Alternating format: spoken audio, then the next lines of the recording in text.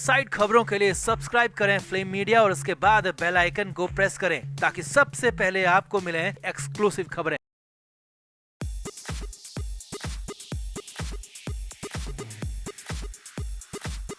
संजय राउत को ईडी ने गिरफ्तार कर लिया है। संडे की रात 12 बजे राउत को अरेस्ट किया गया। संजय राउत की कोर्ट में पेशी भी हो चुकी है और अब राउत के बुरे दिन वैसे ही कटने वाले हैं जैसे कि नवाब मलिक के दिन कट रहे हैं। और जैसे हालात नवाब मलिक के हुए थे वैसे ही हालात या फिर उससे भी ज्यादा खराब हालत संजय राउत के हो सकते हैं, क्योंकि राउत पर शिकंजा पूरी तरह से कसा जा चुका है। अब यहाँ पर बड़ी और इनसाइड खबर ये निकल कर आ रही है कि संजय राउत को अभी गिरफ्तार नहीं किया जाना था बल्कि अगस्त में गिरफ्तार किया जाना था। उनसे पहले एक या फिर 2 बार और पूछताछ होनी थी, लेकिन फिर अचानक एक फोन आया, 3 घंटे में प्लान बना, रात भर प्लेटफॉर्म बना और फिर राउत को धर दबोचा गया। तो संजय राउत के पकड़े जाने की, गिरफ्तार होने की, घर में दबिश की इनसाइड स्टोरी पूरी क्या है, कैसे बना पूरा प्लान, क्या है अंदर की कहानी, सब कुछ आपको दिखाते हैं, बताते हैं। आप इस वीडियो को शेयर करें और कमेंट करके अपनी राय जरूर दें कि क्या वाकई संजय राउत का बच पाना मुश्किल है या फिर राउत इस बार बच निकलेंगे। कमेंट जरूर करें।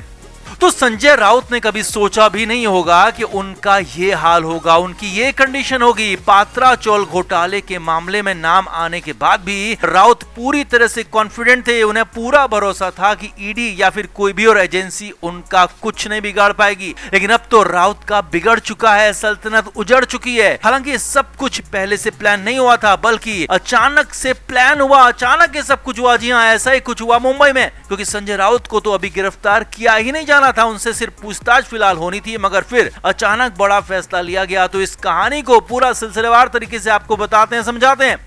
संजय राउत से ईडी एक बार पूछताछ कर चुकी थी, दोबारा पूछताछ के लिए पहले समन भेजा गया, लेकिन राउत आई नहीं, बिजी होने की बात कही। और फिर 27 जुलाई के लिए दूसरा समन भेजा गया तो राउत ने इस बार भी साफ साफ अपने वकील के जरिए कहलवा दिया कि वो 8 अगस्त के पहले आ नहीं सकते, क्योंकि संसद का सत्र चल रहा है और इससे पहले राष्ट्रपति का चुनाव था। यानी कि संजय राउत ईडी के समन को एक तरह से इग्नोर कर रहे थे और खुद को व्यस्त बता रहे थे। अब ईडी सूत्रों के मुताबिक इसके बाद संजय राउत को फिर से समन किया जाना था और इस बार काफी कड़े शब्दों में ये समन होना था। ईडी सूत्रों के मुताबिक ये तय किया गया था कि अगस्त के पहले हफ्ते में इस बार संजय राउत को पूछताछ के लिए बुलाया जाएगा और ये तारीख 8 अगस्त से पहले की होने वाली थी। जी हाँ, ध्यान से देखिए और समझिए। 8 अगस्त से पहले संजय राउत को पूछताछ के लिए बुलाया जाना था, क्योंकि संजय राउत खुद कह चुके थे कि 8 अगस्त को पूछताछ के लिए नहीं आ सकते। तो ये बात ईडी भी जान रही थी कि इस बार भी संजय राउत नहीं आएंगे, इसीलिए तो ईडी इसके बाद यानी कि अगले नेक्स्ट प्लान के लिए भी तैयार थी। और अगला और नेक्स्ट प्लान था अगले समन का, जो कि 15 अगस्त के आसपास भेजा जाना था।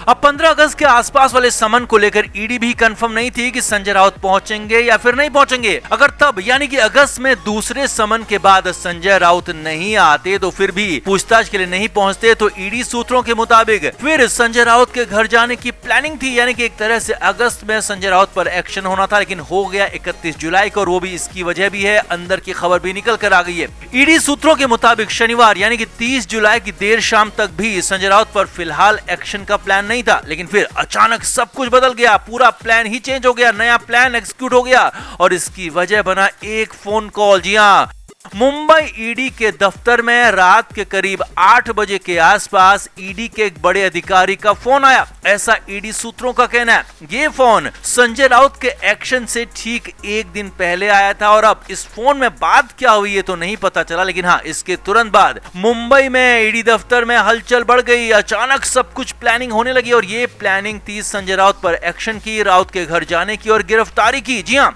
रात के 8 बजे के आसपास ये प्लान बना और फिर अगले 3 घंटे यानी कि 11 बजे तक इस प्लान के लिए पहले डॉक्यूमेंट्स तैयार किए गए, कानूनी पहलुओं को समझा गया, देखा गया और अपना साजो सामान के साथ ही सारे आइटम्स को ईडी की टीम ने एकजुट किया, इकट्ठा किया और तैयारी शुरू कर दी। ईडी सूत्रों के मुताबिक संजय राउत के घर पर सुबह सुबह ही पहुंचना था, तो सुबह पहुंचने वाली टीम 30 जुलाई की रात को अपने अपने घर नहीं गई। जी हाँ, ये बड़ी खबर ईडी सूत्रों के हवाले से आपको बता रहे हैं कि ईडी ऑफिस में ही रात भर पूरी टीम रुकी थी। ईडी ऑफिस में पूरी टीम को रोका गया था। रात को 11 से 12 बजे के आसपास काम कंप्लीट करने के बाद कुछ देर आराम भी किया गया। ईडी सूत्रों के मुताबिक सुबह 4 बजे से फिर ईडी के दफ्तर में हलचल शुरू हो गई थी और ईडी की टीम चाहती थी कि सुबह सुबह ही संजय राउत के घर पहुंचा जाए ताकि ट्रैफिक भी कम हो और सुबह सुबह संजय राउत को संभलने का मौका भी ना मिले। और वैसे भी ऐसे जो भी एक्शन होते हैं वो सुबह ही होते हैं और हुआ भी वही। करीब 6:30 बजे के आसपास ईडी की टीम अपने दफ्तर से निकल गई और सीधे संजय राउत के घर पहुंची। करीब 3 इनोवा में ये पूरी ईडी की टीम पहुंची थी और करीब 7 बजे के आसपास ईडी की टीम संजय राउत के घर पहुंची और तलाशी अभियान शुरू हो गया। पूरा एक्शन सिर्फ एक फोन कॉल के बाद शुरू हुआ और पहले 3 घंटे में प्लान बनाया गया और फिर रात भर ऑफिस में रहकर उसे एग्जीक्यूट किया गया, डॉक्यूमेंटेशन किया गया और फिर सुबह सुबह सबसे बड़ा अटैक हमला हो ही गया। संजय राउत के घर ईडी की टीम पहुंच गई। पहले घर में तलाशी हुई, घर में से 11.5 लाख रुपए कैश भी मिली और फिर ईडी की टीम ने संजय राउत को हिरासत में ले लिया। राउत को ईडी के ऑफिस ले जाया गया जहां करीब 6 घंटे से ज्यादा पूछताछ हुई और फिर फाइनली 31 जुलाई यानी कि संडे की रात 12:05 पर ईडी की टीम ने ये कहते हुए संजय राउत को गिरफ्तार कर लिया कि राउत पूछताछ में सहयोग नहीं कर रहे हैं। अब वैसे टेक्निकली देखा जाए तो रात 12 बजे के बाद दिन बदल चुका था और एक तरह से राउत की गिरफ्तारी अगस्त को ही हुई है, यानी कि 1 अगस्त की सुबह 12:05 पर संजय राउत की गिरफ्तारी हुई, जो कि 31 जुलाई और 1 अगस्त की रात भी कहा जा सकता है। लेकिन हाँ, दिन चुना गया था 31 जुलाई, प्लान बना था 31 जुलाई के लिए और वही हुआ भी। पूरा प्लान एग्जीक्यूट किया गया, पूरी प्लानिंग की गई और उसको सही तरीके से यहाँ पर लागू कर दिया गया, सही तरीके से एग्जीक्यूट किया गया और पूरा प्लान ईडी का यहाँ पर सक्सेसफुल रहा। और ईडी सूत्रों के हवाले से बड़ी खबर हमने आपको बताई है कि कैसे संजय राउत की गिरफ्तारी के लिए अचानक प्लान बना और अचानक कैसे पूरा प्लान एग्जीक्यूट किया गया। तो आपका इस पूरी इनसाइड स्टोरी पर क्या कहना है, कमेंट करके आप भी अपनी राय जरूर दें और वीडियो को शेयर भी करें। तो नवाब मलिक 23 फरवरी 2022 को गिरफ्तार हुए थे। उसके बाद से लगातार शिकंजे में है, ईडी के कब्जे में। हालांकि कुछ वक्त पहले नवाब मलिक को इलाज के नाम पर अस्पताल में भर्ती कराया गया था, लेकिन अस्पताल में भी चैन कहां, क्योंकि वहां भी ईडी का पहरा है। जेल जैसे ही हालात हैं, जेल भले ही ना हो लेकिन हालात जेल जैसे ही कहे जा रहे हैं और इसीलिए तो नवाब मलिक जमानत चाहते हैं, हर हाल में जमानत चाहते हैं। इसीलिए तो फुल बेल की एप्लीकेशन लगाई गई और इसी पर सुनवाई चल रही है। शुक्रवार को मुंबई की स्पेशल पीएमएलए कोर्ट में सुनवाई हुई और नवाब मलिक की तरफ से उनके वकील अमित देसाई ने पक्ष रखा और बहुत सारी बातें बताई। हालांकि कुछ बातें ऐसी रही जो कि बैकफायर कर गई और नवाब मलिक उनके वकील पर ही भारी पड़ गई। तो पहले बताते हैं आपको नवाब मलिक के वकील ने कोर्ट में क्या क्या कहा और फिर बताएंगे कि ऐसा क्या था जो मलिक के ही खिलाफ चला गया।